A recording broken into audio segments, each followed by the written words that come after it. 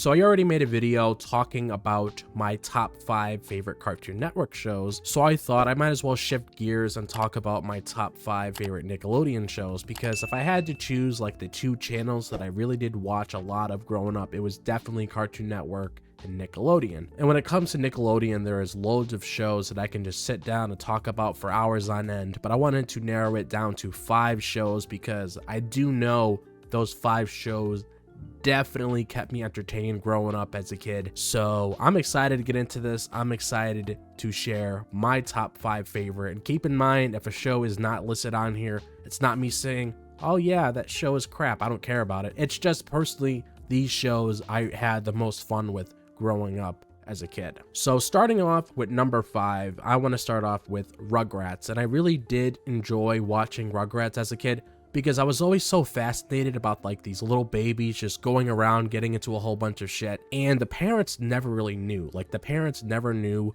where they got from point A to point B. They didn't know all the behind the scenes of what these kids were doing. They didn't know that they could actually talk complete sentences, because to these parents in the show, they're just little babies. They can't really do anything at all. But once they walk out of the door, these kids are doing a whole bunch of things.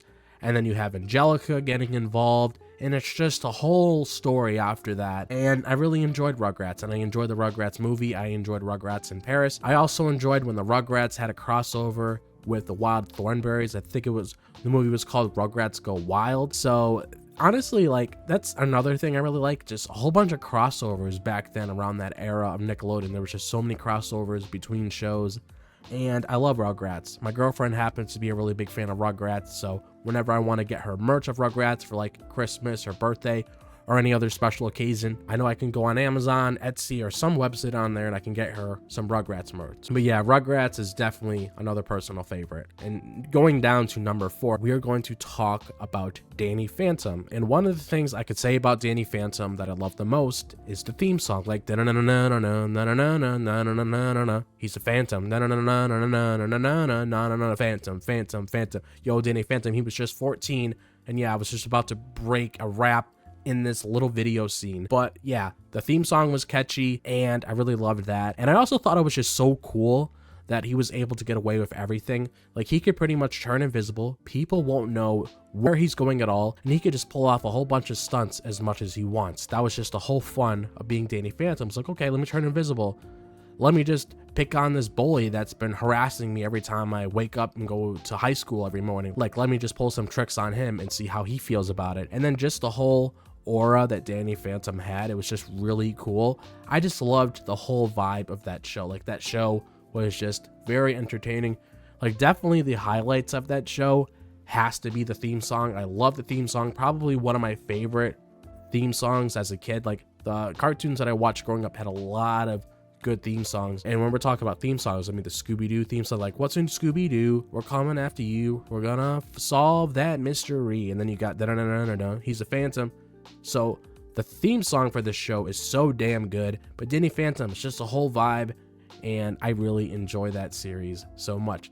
So going to number 3 now, we're going to be talking about Jimmy Neutron.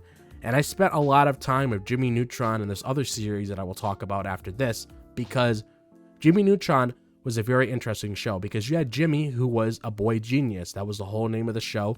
Again, very catchy theme song. And also, I just love the whole world of Jimmy Neutron, of seeing what kind of inventions he came up with and seeing what happens throughout the show. Like, okay, he makes this invention, it ends up getting to the public, like everybody in town ends up getting affected by it. So then Jimmy has to fix the issue that happened.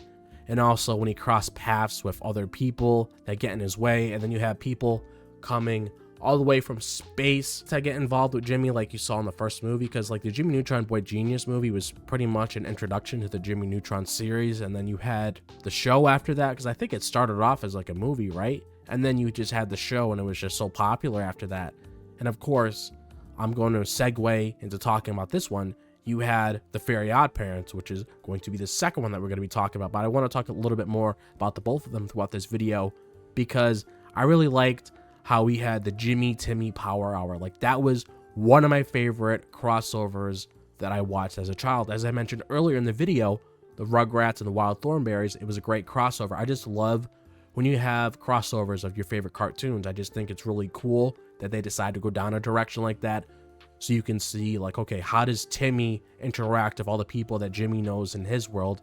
And how does Jimmy interact with all the people that Timmy knows in his world? It's just very interesting to see how things are between the two different shows. And it's also really cool within that crossover with Fairly OddParents and Jimmy that you just see them adapt to their art style of the show. Like you have Jimmy have this little 2D look, and then when Timmy comes over to Jimmy's world, he has this whole 3D look, and then he ends up getting really close with Cindy, which if you look at Timmy's track record, he doesn't really have the best of luck with girls. I mean, he tries the best that he possibly could to get with Trixie Tang, but that doesn't end up working out. But as soon as he comes over to Jimmy's world, Cindy's all over him and has the biggest crush. So it's the most funniest thing ever. But talking about like Fairly OddParents as a whole, I mean, I'm pretty sure I wasn't the only one thinking about this around the time. Like, okay, you have two Fairly OddParents that can grant any wish you want, with a few exceptions, because obviously, of course, there is rules where they can't do certain things. But the fact that you actually have the ability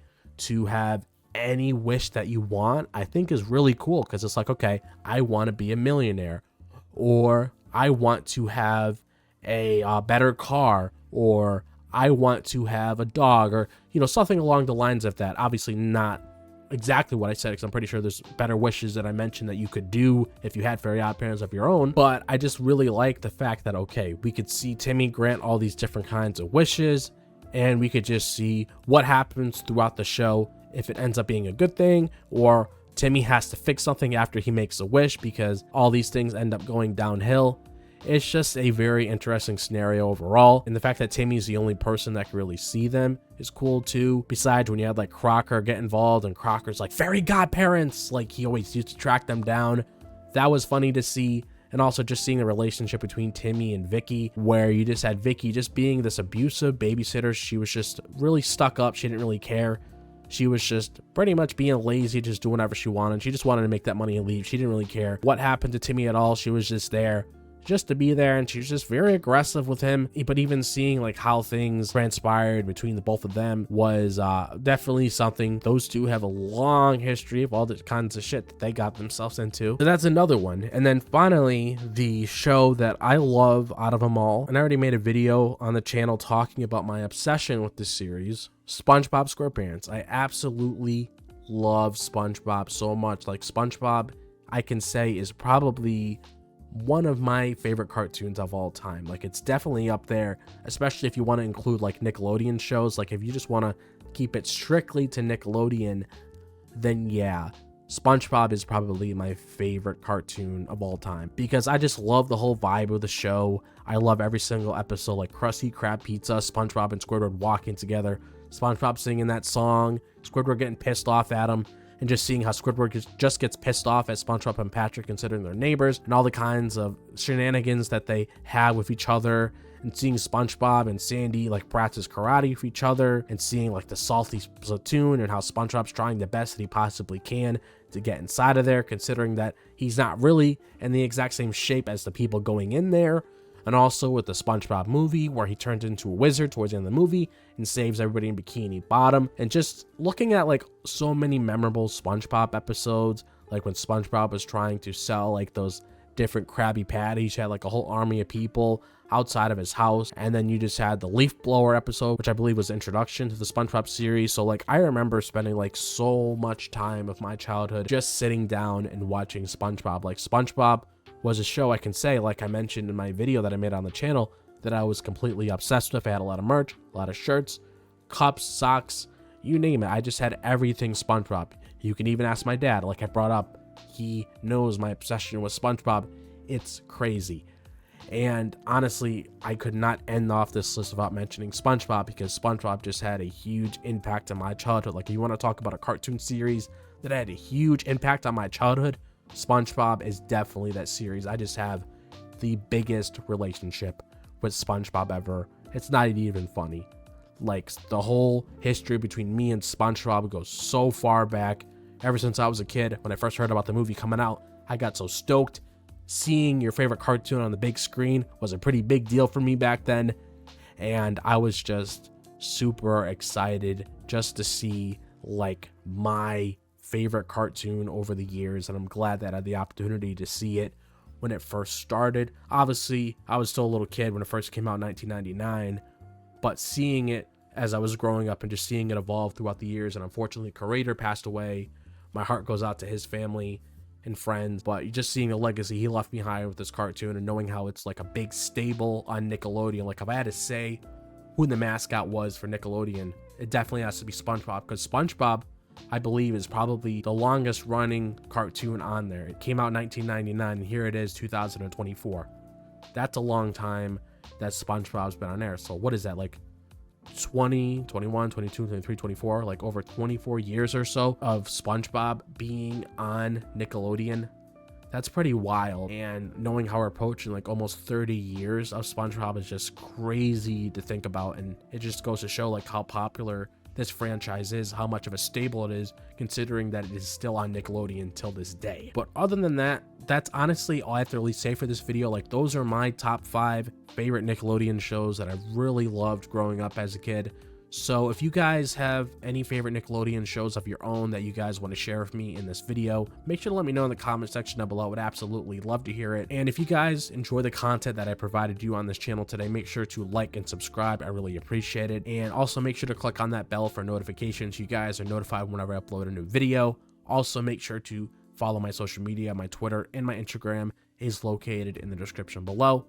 But other than that, I hope all of you guys are having a fantastic day, wherever you guys may be, if it's the daytime, the nighttime, or the evening. And I'll see you guys in the next video, as always. So again, thank you guys for watching. Have a fantastic day, and peace out.